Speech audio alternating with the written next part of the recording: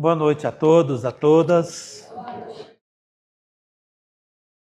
Que todos nós, encarnados e desencarnados, aqui presentes, possamos estar em sintonia com as forças vivas do amor, para que nós possamos receber o que viemos buscar aqui nesta casa essa noite. Meus irmãos, o tema para nossa reflexão consta do livro de Mateus, capítulo 11, versículo 28, 29 e 30, também consta do capítulo 6 do Evangelho segundo o Espiritismo. Vinde a mim, todos vós que estáis cansados e sobrecarregados, e eu vos aliviarei. Vinde a mim, todos vós que estáis cansados e sobrecarregados, e eu vos aliviarei. Aparentemente, parece um convite romântico de Jesus para uma contemplação, para uma adoração, falado no tempo em que Jesus estava encarnado na terra, diante de tantas misérias, de tantas dores a serem sanadas de imediato, conforme a questão de saúde, porque não havia naquela época saúde pública, os pobres, os mais necessitados, os desprovidos de recurso financeiro, não tinham acesso à saúde. E quando Jesus iniciou o seu ministério, lá nas bodas de Canaã,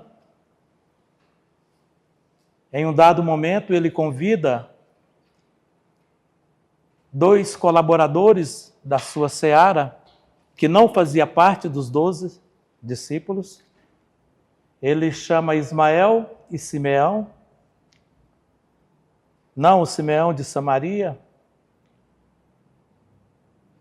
e os convida, faz um pedido para que eles fossem à sua frente e avisasse que a boa nova havia chegado. E que eles avisassem os doentes, os paralíticos, os cegos, que estivessem necessitando de cura, que ficasse à beira do caminho, que ficasse atento, porque Jesus passaria para curá-los. Nesse contexto, o vinde a mim todos vós que estáis cansados e sobrecarregados, e eu vos aliviarei, encaixa como luva, porque aqueles que tiveram a oportunidade de encontrar Jesus, carregados de moléstias, lepra, paralíticos, cegos, foram curados por Jesus. Mas ao mesmo tempo em que Jesus ali ministrava a cura em um daqueles que nós já conhecemos a história, como ficaria a situação daquela mãe que, observando Jesus, e que tinha o seu filho precocemente havia retornado ao mundo espiritual? Como ficara a situação do indivíduo que, diante de tamanha sabedoria e grandeza do Cristo, conseguisse ver seus crimes no espelho e perceber que ele não tinha oportunidade de redenção, que não tinha como voltar e reviver aqueles que ele havia tirado a vida, havia ferido? Será que, naquela perspectiva, essa máxima, vinde a mim, todos que estáis angustiados e sobrecarregados, e eu vos aliviarei, serviria para aquele criminoso, para aquele que tinha perdido, não perdido, mas para que seu ente querido tenha voltado para a pátria espiritual? Evidentemente que não. E por isso, o codificador colocou esse vinde a mim no capítulo 6 do Evangelho segundo o Espiritismo, onde nós estudamos e lemos o Consolador prometido. E todos nós sabemos que o Consolador prometido é a doutrina espírita, é o Espiritismo. Para essa máxima planificar, seria necessário a fé e a certeza da vida futura. E por isso o codificador colocou neste capítulo. Não é um convite, não, para contemplação ou para a adoração. Muito pelo contrário, é um convite à nossa abnegação, à nossa caridade. Eu falo a nossa porque coube ao Espiritismo a tarefa de esclarecer a humanidade acerca das relações do mundo físico e extrafísico, acerca da multiplicidade das existências e dos mundos habitados. E se coube ao Espiritismo essa grandiosa tarefa, coube a todos nós espíritas, porque o Espiritismo se faz em cada um de nós. Recentemente, estava lendo um livro que eu peguei emprestado aqui nesta casa, com nosso irmão Sandoval. Se não me falha a memória, o título do livro é Rumo ao Mundo da Regeneração. O livro narra os bastidores das atividades da espiritualidade amiga, trabalhando naquele período da pandemia, assistindo os irmãos que estavam desencarnando em detrimento da Covid-19, assistindo os familiares que aqui estavam ficando, assistindo os profissionais da saúde e, ao mesmo tempo, o outro grupo estava trabalhando para limpar os miasmas negativos da nossa atmosfera, retirando da nossa atmosfera diversos espíritos que viviam em sintonia com o mal. E um fator muito interessante, tinha uma falange de espíritos que se intitulava, se não me falha a memória, eu li recentemente o livro, mas ele se intitulava de Anticristo. Esse grupo de espíritos narrado no livro, eles estavam ancorados na região sul do país. E eles tinham uma casa espírita, assim como esta aqui, uma casa espírita, onde lhes dava suporte, tanto para assistir os irmãos que estavam desencarnando em detrimento da Covid-19, como para fortalecer os familiares que aqui estavam ficando, o corpo médico de saúde, e também aqueles irmãos que estava trabalhando contra o bem na terra. Tinha um desses espíritos, de porte pequeno, que nós aqui chamamos de anão, muito revoltado, e a espiritualidade amiga, tentando dissuadi-lo da ideia de prosseguir com o mal, com a revolta, com o ódio, mas ele estava muito revoltado e ele não queria ser ajudado.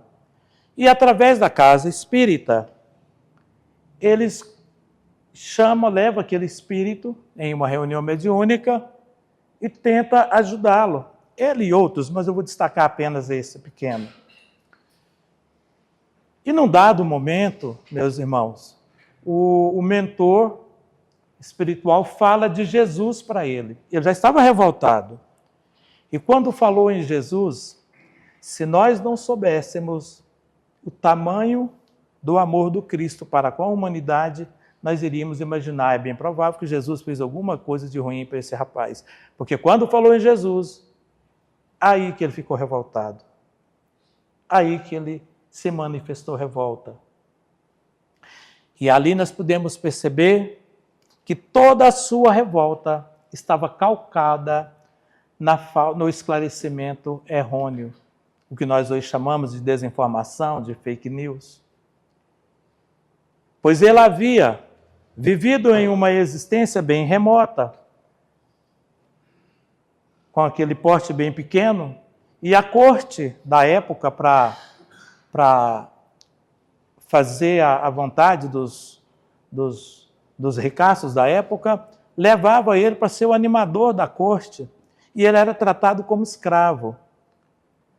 E a senhora, uma senhora lá da corte, dizia para ele que eles eram seres de segunda classe, que não eram seres divinos, não eram seres prestigiados por Deus e por Jesus. E ele desencarnou com essa informação.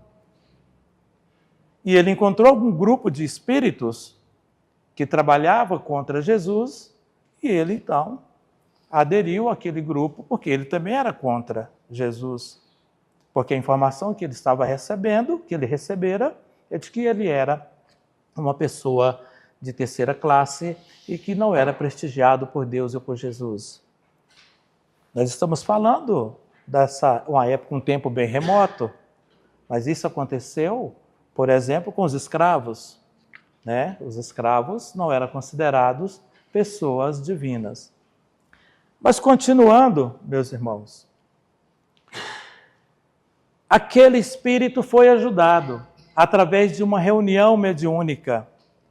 Através de uma médium, a espiritualidade conseguiu levá-lo, auxiliá-lo, conseguiu mostrar para ele uma vida anterior, mostrar o que ele havia feito e por que ele tinha passado aquela existência sofrida, que era merecido. E, durante as atividades na casa espírita, ele começou a conhecer a essência de Jesus. Começou a conhecer realmente quem era o Cristo. E por isso, minhas irmãs e meus irmãos, quando um dirigente da casa espírita, ao iniciar as atividades, solicita a nós outros que buscamos manter o pensamento elevado, que busquemos manter em silêncio durante as atividades, durante a palestra, durante os passes. Quando o dirigente pede para que evitemos as conversações paralelas, os cochichos, ele não está falando de conduta espírita. Ele está nos convidando a participar efetivamente da seara do Cristo. Porque, meus irmãos, quando é preparado aqui na casa espírita uma palestra, uma atividade, seja ela mediúnica, a espiritualidade amiga já está trabalhando dias. Chega na casa espírita muitas horas antes, preparando aquela reunião para assistir os irmãos desencarnados e irmãos encarnados que precisa ouvir aquela mensagem. Quando um palestrante está buscando um tema para trazer à casa espírita, às vezes nós passamos por vários temas, até definir um tema, e nós pensamos até que, nossa, tive boa ideia, eu vou escolher o Vinde a Mim. Na verdade, nós tivemos a sugestão. E quando escolhemos esse tema, vamos pegar como para nossa reflexão. Imaginemos que o palestrante escolheu o tema suicídio. A espiritualidade, durante o período em que ele está elaborando aquela palestra, a espiritualidade está trabalhando, sugerindo livros para esse palestrante buscar. No sono, está sugerindo para ele buscar em tal obra a orientação. Quando ele abre no culto do lar, no lar, um livro, sai ali uma mensagem bacana. Um Alexandre que entrega uma mensagem ali, acaba fortalecendo para que aquela palestra atenda às demandas que a espiritualidade está precisando. Intui muitos irmãos que estão à beira do suicídio para vir à casa espírita. Se não pode vir de corpo físico, eles provocam o sono deles na sua casa e trazem seu espírito aqui para ouvir. Muitos irmãos desencarnados que desencarnaram pelo suicídio também são trazidos para ouvir aquela palestra. Muitos outros que estão obsediando outros irmãos para se suicidarem-se também vêm, são conduzidos à casa espírita. Por isso é muito importante a nossa colaboração na seara espírita. Estou falando isso nesse tema porque coube a quem? Ao Consolador prometido o esclarecimento das relações do mundo físico e extrafísico. E pululam entre nós centenas de milhares de espíritos desencarnados que não sabem a sua atual situação. Eles não sabem que estão desencarnados, não sabem se estão encarnados. Muitos estão revoltados com os familiares, porque fala e ninguém ouve, ninguém responde. Muitos estão revoltados com o líder religioso, que passou uma informação e agora não está acontecendo. Muitos estavam esperando um sono profundo para num dia do juízo ir para um paraíso eterno ou para um sofrimento eterno. E nada disso acontece. Quando esta casa aqui promoveu um estudo do livro Missionários da Luz, organizado, coordenado e facilitado pelas nossas irmãs Kátia e Meire, eu tive a oportunidade e a satisfação de participar desse curso. E num dado momento do estudo, André Luiz, estudante da vida espírita lá em nosso lar, foi convidado pela espiritualidade amiga a vir em uma casa espírita no nosso plano, onde estava programado diversos trabalhos, diversas atividades. Estava programado para acontecer psicografia, psicofonia, materialização e outras atividades mediúnicas. A espiritualidade amiga chegou àquela casa espírita 2 horas antes da reunião, harmonizando o ambiente, organizando todo aquele ambiente para que pudesse atender às demandas trazidas pela espiritualidade amiga na seara de Jesus, com a finalidade de esclarecer nossos irmãos desencarnados, de trazer uma mensagem amiga para os familiares daqueles que tinham desencarnados e que precisavam de consolo. André Luiz, todos que leram as suas obras, sabem que ele não deixava nenhuma curiosidade sem fazer a pergunta. Ele remoía até fazer a pergunta. E quando chegou na casa espírita, nessas 2 horas antes, narra no livro Missionários da Luz, evidentemente que não é ipsilíteris, como eu estou falando, porque é difícil você memorizar tudo corretamente, mas é o fundo moral de tudo. André Luiz percebeu que há vários espíritos desencarnados, também sofredores, errantes, chegou até um certo ponto e não puderam entrar na casa espírita. E ele olhou e falou, mas por que eles não vão entrar? Né? Por que não? Aí o mentor disse, não, eles não podem entrar, porque se eles entrarem, eles vão perturbar a reunião. Se eles entrarem, eles vão quebrar a harmonia. E para alcançar o nosso objetivo, nós precisamos de muita harmonia, tanto no nosso plano, como no plano dos encarnados. Nós precisamos de vibração positiva. E quando meus irmãos iniciaram as atividades do plano físico, após a prece inicial, a espiritualidade aproximou de um dos médios candidatos à psicografia. Ele passara o dia com a sua paisagem mental ligadas à questão sexual. No estudo, até a gente estava estudando a questão da glândula pineal, não é mesmo, Kátia?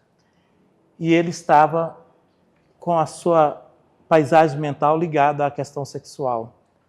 O candidato à psicografia. Então, as atividades da psicografia naquela noite não foi possível. O outro, candidato a doar ectoplasma para materialização, havia empanturrado de comida, vamos dizer aqui, uma feijoada, uma comida bem forte, também não estava apto a doar o ectoplasma. Tinha uma outra senhora que estava muito preocupada porque o seu marido havia desencarnado, já fazia um bom tempo, mas ela continuava inconformada, obsediando o seu marido desencarnado, porque não conformava, porque ele havia deixado e não havia partido e deixado sozinha. O outro havia ingerido alcoólicos. Hipoteticamente, de 100 irmãos levados pela espiritualidade amiga para a assistência, uns 5 ou 6 os que foram atendidos, porque conseguiram encontrar em algum dos irmãos vibração positiva para auxiliar na seara de Jesus. Portanto, meus irmãos, minhas irmãs, a nossa luta, a nossa tarefa, a nossa missão diante da humanidade, principalmente nesses dias de hoje, esses dias que nós estamos vivendo, de transição planetária, ela é muito nobre. Cabe a nós ajudar os nossos irmãos desencarnados e encarnados a se esclarecerem-se acerca da vida, acerca das relações do mundo físico e extrafísico, e nós ficamos pensando que talvez na espiritualidade esses nossos irmãos que estão revoltados e desencarnados são pessoas que estão sintonizados com o mal. Não. Muitos deles estão pela ignorância. Não aceita ajuda pela ignorância. Falar do espiritismo para eles foi informado a eles que o espiritismo, muitas vezes, em muitas circunstâncias, não é coisa de Deus. Nós precisamos, então, colaborar com a nossa paisagem mental, colaborar com os nossos conhecimentos, colaborar levando o Evangelho de Jesus ao maior número de pessoas. Recentemente, não é um exemplo pessoal, apenas para ajudar a nossa reflexão. Eu recebi uma ligação, eu estava fazendo a janta, minha esposa estava na Sheila, e uma amiga da Federação Espírita, ela me pediu, ela estava em Vianópolis, na fazenda, o irmão estava acamado, e ela me disse que uma família espírita, que o patriarca havia desencarnado. E a esposa, a viúva, pediu a ela que fosse ao cemitério Jardim das Palmeiras no dia seguinte para dar uma palavra espírita, fazer uma prece e tal, a família toda é espírita. E ela não podia, ela falou, vou pedir um amigo para ir. Passou o meu número, mas ligou também me avisando. Passou um pouco, essa senhora me ligou, e eu marquei com ela de chegar no cemitério às 10 horas. E eu pensei, falei, tranquilo, é espírita, a família, todo espírita, né? Mas a gente idealiza o que falar, né? O início de uma fala, uma prece. Levei até uma oração de São Francisco de Assis, digitada no bolso. E quando eu cheguei lá no cemitério, o velório tranquilo, suave. A viúva me atende e me apresentou para os filhos, as filhas. E eu falei, tudo bem, quando for o horário, você me fala. Era por volta das 10h30, 10h40, você aproxima aqui. E num dado momento, eu ouço um barulho de choro e lamentação. Tinha chegado uma irmã, uns familiares, não sei se era do interior, mas não era de Goiânia, estava em viagem. Uma, dava de ver que era irmã, chorando, lamentando, maldizendo e reclamando de Deus, de Jesus, porque tanta gente ruim no mundo que podia morrer, e logo meu irmão, e enfim. E chorando muito, ela, os filhos, os que estavam juntos, era um grupo grande, quebrou aquela harmonia. E já estava quase na hora de fazer a palavra, né, e fazer a prece, e ela me olhou, me chamou, eu cheguei bem perto da urna ali, do caixão, e ela falou para um filho dela chamar as pessoas que estavam dispersas. E eu havia programado uma introdução, uma fala, e quando ela passou a palavra para mim, eu não sabia nada mais que eu ia falar. Tudo que eu tinha pensado já não estava mais. É bem provável que o espírito do próprio desencarnado, porque me disseram que ele era espírita há mais de 30 anos, o próprio mentor da família, ou meu anjo da guarda, um espírito de luz que estava ali, soprou em meu ouvido. E eu iniciei uma fala, meus irmãos, lembrei daquela momento que Cristo estava na cruz, junto com 2 malfeitores, 2 ladrões, segundo as autoridades da época, em que um dos malfeitores disse para Jesus: Mestre, lembra-te de mim quando estiveres no paraíso. E Jesus então respondeu: Hoje mesmo tu estarás comigo no paraíso. Quando eu relembrei, porque a doutrina espírita, o Consolador prometido, Jesus disse que enviaria o Consolador prometido, que teria por missão relembrar tudo o que ele havia nos ensinado. E quando, pela bênção divina, eu relembrei para aquele grupo ali, através daquela passagem, que Jesus disse, hoje mesmo tu estarás comigo no paraíso, eu senti o impacto naquela família que estava chorando. Todos levantaram a cabeça, porque está, né, todo mundo concentrado ali, levantaram e me olharam. Eu percebi que eles haviam lembrado. Eu percebi que eles haviam recordado de que Jesus havia dito que não existe esse sono profundo, que não existe esse sofrimento eterno. E é bem provável que aqueles nossos irmãos foram e vão refletir todas as vezes que passar por uma situação daquela. A nossa missão é relembrar o que disse Jesus. A nossa missão, preparar para que possamos nos relembrar, para que possamos relembrar o que Jesus ensinou. Mas como fazer? Sandoval sempre vem aqui na frente anunciar os livros que estão na biblioteca, para que possamos ler, para que possamos preparar. Porque, meus irmãos, minhas irmãs, o vinde a mim não é aquele romantismo de que eu estou sofrendo hoje e eu vou bater os joelhos ao chão, que Jesus vai me abençoar. Mas o vinde a mim é levar a mensagem do Cristo ao máximo de pessoas possível.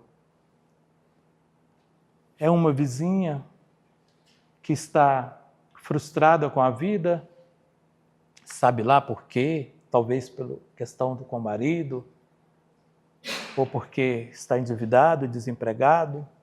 Quando Maria Auxiliadora vem na frente e pede para que nos esforcemos para trazer as crianças, os adolescentes, os jovens, é justamente para que possamos contribuir com a seara de Jesus, para preparar a nossa juventude para, no mínimo, compreender o que é morrer, o que é desencarnar, para que não tenhamos aí uma erraticidade cheia de espíritos revoltados por falta de informação. Jesus não está encarnado entre nós. Vinde a mim, todos vós que estão cansados e sobrecarregados. Aquele paralítico que gritava na multidão, gritava e gritava até Jesus ouvir. Jesus voltou e foi lá e curou. Ele estava vivendo e bebendo na fonte junto com Jesus. Mas aqui, nós somos os representantes do Cristo. Nós somos os intérpretes de Jesus. Cabe a nós esta missão. E, evidentemente, que cabe a nós a caridade de nos esforçarmos, principalmente nos dias de atividades na casa espírita, para manter a nossa paisagem mental, de forma que possa nos ajudar e ajudar o equilíbrio da casa, para que possamos, assim, como dizemos todos nós, receber, né, meu irmão, o que aqui nós viemos buscar. Presente em uma reunião familiar, Filipe, em dado instante, perguntou ao Divino Mestre: Senhor, qual é o maior servidor do Pai entre os homens? Jesus refletiu alguns minutos e contou. Grande multidão se congregava em extenso campo, quando aí estacionou famoso guerreiro carregado de espadas e medalhas, que passou a dar lições de tática militar, concitando os circunstantes ao aprendizado da defesa. O povo começou a fazer exercícios laboriosos, dando saltos e entregando-se a perigosas corridas, sem proveito real. Todavia, continuou como dantes, sem rumo e sem júbilo, perdendo muitos jovens das atividades preparatórias de guerra provável. Logo depois, apareceu na mesma região um grande político com pesada bagagem de códigos e dividiu a massa em vários partidos, declarando-se os moços contra os velhos lares, pobres contra os ricos, os servos contra os mordomos e, não obstante a sementeira de benefícios materiais introduzidos na zona pela competição de grupos entre si, o político seguiu adiante, deixando escuros espinheiros de ódio, desengano e discórdia entre os seus colaboradores. Depois dele, surgiu um filósofo, sobraçando volumosos alfarrábios, e dividiu o povo em variadas escolas de crença que, em breve, propagava infrutíferas discussões nos círculos de toda a gente. A multidão duvidou de tudo, até mesmo da existência de si própria. A filosofia, sem dúvida, apresentava singulares vantagens, destacando-se do estímulo ao pensamento, mas as perturbações que se fazia acompanhar eram das mais lastimáveis, legando o filósofo muitas indagações inúteis aos cérebros menos aptos ao esforço de elevação. Em seguida, apareceu um sacerdote, munido de roupagens e símbolos, que forneceu muitas regras de adoração ao Pai. O povo aprendeu a dobrar os joelhos, a elevar-se e a suplicar a proteção divina. Em horas certas, entretanto, todos os problemas fundamentais da comunidade permaneceram sem alteração. No extenso domínio, não havia diretrizes ao trabalho, nem ânimo consciente, nem valor, nem alegria. A doença e a morte, a necessidade e a ignorância eram fantasma de toda a gente. Certo dia, porém, apareceu ali um homem simples. Não trazia armas, nem escrituras, nem discussões e nem imagem, mas pelo sorriso espontâneo revelava um coração cheio de boa vontade, guiando as mãos operosas. Não pregava doutrinas espetacularmente. Todavia, nos gestos de bondade pura e constante, rendia culto sincero ao Todo-Poderoso. Começou a evidenciar-se, lavrando uma nesga do campo e adornando-a de flores e frutos preciosos. Conversava com seus companheiros de luta, aproveitando as horas do ensinamento fraterno e edificante, e transmitia suas experiências a todos os que se propusessem a ouvi-lo. Aperfeiçoou a madeira, plantou árvores benfeitoras, construiu casas e instalou uma escola modesta. Em breve, ao redor dele, viçavam a saúde e a paz, a fraternidade e as bênçãos do serviço, a prosperidade e o contentamento de viver, com o espírito de trabalho e educação que ele difundia. A defesa era boa, a política ajudava, a filosofia era preciosa, o sacerdócio era útil, porque todas as ações no campo permaneciam agora presididas pelo santo imperativo da execução do dever pessoal no bem de todos. Calou Jesus, mas a assistência reduzida não ousou qualquer indagação. Após contemplar o horizonte longínquo, em longos instantes de pensamento mudo, o mestre terminou. Em verdade, há muitos trabalhadores do mundo que merecem a bênção do céu, pelo bem que proporcionam ao campo e à mente das criaturas. Mas aquele que educa o Espírito Eterno, ensinando e servindo, paira acima de todos. Essa é a missão de nós espíritas. Muita luz, muita paz e muito obrigado.